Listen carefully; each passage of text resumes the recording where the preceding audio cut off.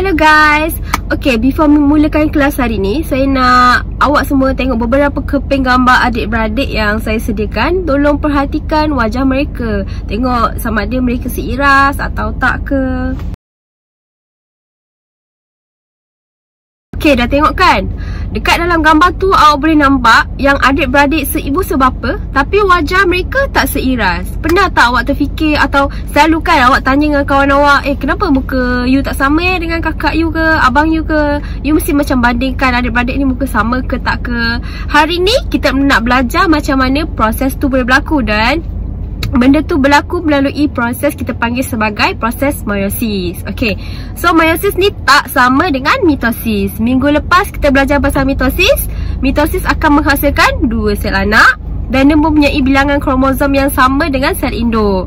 Dan fungsi dia adalah untuk menghasilkan sel-sel baru dan juga menggantikan sel yang dah rosak, sel yang dah mati. Tapi meiosis tak. Okay, untuk meiosis ni dia akan menghasilkan sel telur dan juga sel sperma. Kita panggil sebagai sel gamet. Dan meiosis berlaku dalam kita punya organ pembiakan. Untuk manusia dan haiwan, ia akan berlaku dalam ovary dan testis. Untuk tumbuh-tumbuhan, ia akan berlaku dalam ovary dan anther. Sebab tu, dan apa bezanya dia dengan mitosis? Okay, meiosis ni dia menghasilkan 4 sel anak. Ingat 4 sel anak. Dan tak seiras. Tu, tak seiras. Dan dia hanya mempunyai separuh sahaja bilangan kromosom daripada sel induk dia. So bermakna selama ni kita belajar yang kebanyakan sel badan kita satu sel mempunyai dalam 46 kromosom. Tapi untuk sel telur dan sel sperma yang dihasilkan oleh meiosis ni, dia ada 23 kromosom sahaja, separuh.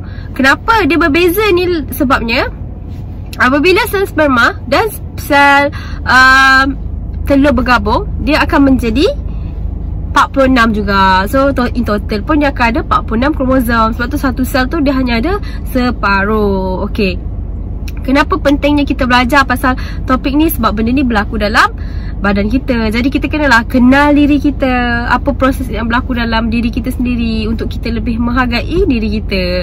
Dekat hujung pelajaran ni, apa yang awak kena tahu, apa itu maksud meiosis, bagaimana awak boleh terangkan secara lisan atau secara bertulis macam mana proses meiosis ni berlaku, dan seterusnya awak tahu kepentingan meiosis dan mitosis serta perbezaan antara mitosis dan meiosis. Okay, before berlaku meiosis, of course kita akan sebelum tu badan kita akan ada proses interfasa, replikasi DNA dan juga pertumbuhan sel. So sekarang kita akan pergi satu persatu kepada proses meiosis.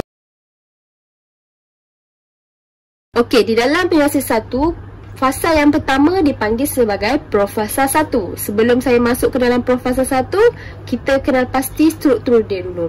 Yang pertama kita ada kromosom. Warna hijau dengan warna biru ni kromosom, dan sepasang kromosom ni kita panggil sebagai kromosom homolog. Warna oranye ni adalah sentroma. Garisan putus-putus ni adalah membran nukleus, dan garisan putus-putus yang kecil ni adalah nukleolus. Okey, di dalam fasa profasa 1 ni, kromosom ni akan jadi makin memendek dan juga menebal. So dia akan jadi lagi jelas kelihatan. Selepas tu dekat sini ni, kalau awak boleh lihat dekat kromosom homolog ni berlakunya pindah silang. Okey, ini adalah zoom in gambaran dia. Saya besarkan dekat sini. So dekat proses pindah silang ni lah berlaku pertukaran genetik antara kromosom homolog ni. Kita ada gentian gelendong, kita ada kromosom dan kita ada sentroma.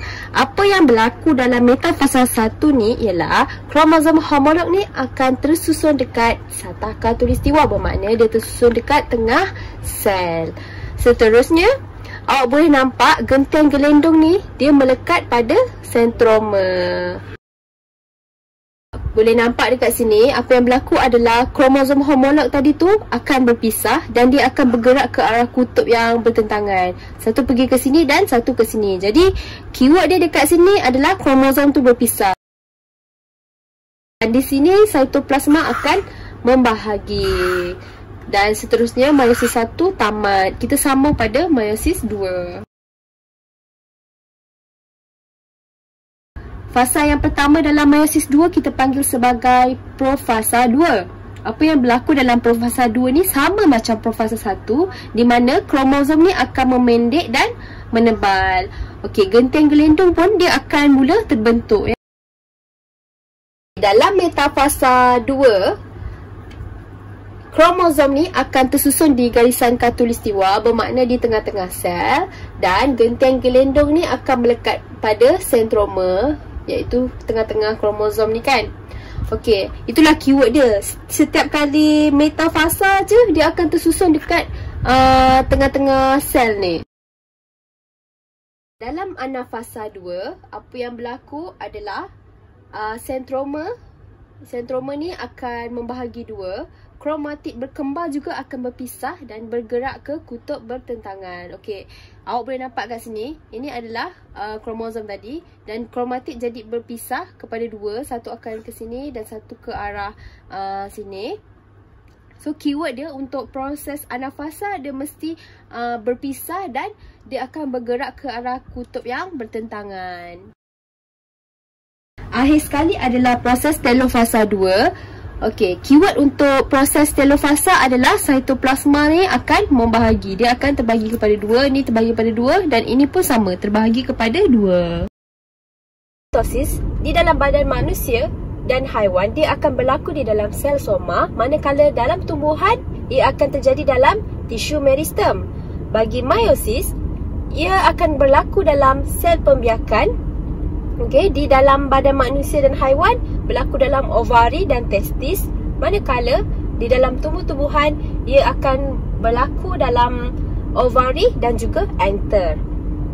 Bagi mitosis, ia akan menghasilkan sel anak yang seiras dari segi genetik, manakala meiosis akan menghasilkan sel anak berbeza dari segi genetik.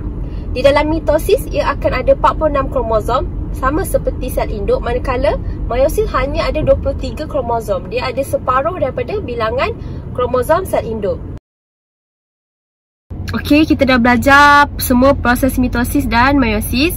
So, kita kena ingat beberapa kepentingan dia. Okey, for example, mitosis dia sangat penting untuk proses pertumbuhan kita, di mana dia berfungsi untuk menghasilkan sel-sel baru, dan dia akan menggantikan sel-sel yang dah rosak dan sel-sel yang dah mati. Macam contoh yang saya dah bagi sebagai contoh sel kulit. Apabila kita luka, sel kulit kita akan rosak. Jadi mitosis ni akan menghasilkan sel-sel kulit yang baru dan menggantikan sel kita yang dah mati tu. Jadi kita baiklah semula.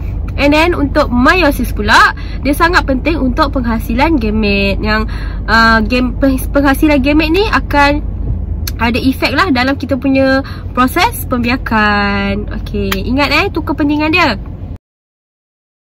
Sebagai kesimpulannya, hari ni kita dah belajar pasal meiosis, dan meiosis ni ada dua bahagian, iaitu meiosis 1 dan meiosis 2. Dalam meiosis 1 kita ada profasa 1, metafasa 1, anafasa 1 dan telofasa 1. Manakala dalam meiosis 2 kita ada profasa 2, metafasa 2, anafasa 2 dan telofasa 2. So akhir sekali, meiosis akan menghasilkan 4 sel anak yang tidak seiras, dan dia akan dapat hanya separuh kromosom daripada sel induk. Itu perkara yang awak kena ingat untuk awak faham the whole process. Dan kenapa kita kena belajar benda ni, sebab benda tu berlaku dalam badan kita. So kita akan lebih menghargai diri kita, kita lebih kenal diri kita, kita bersyukur dengan apa yang dah Tuhan bagi pada kita.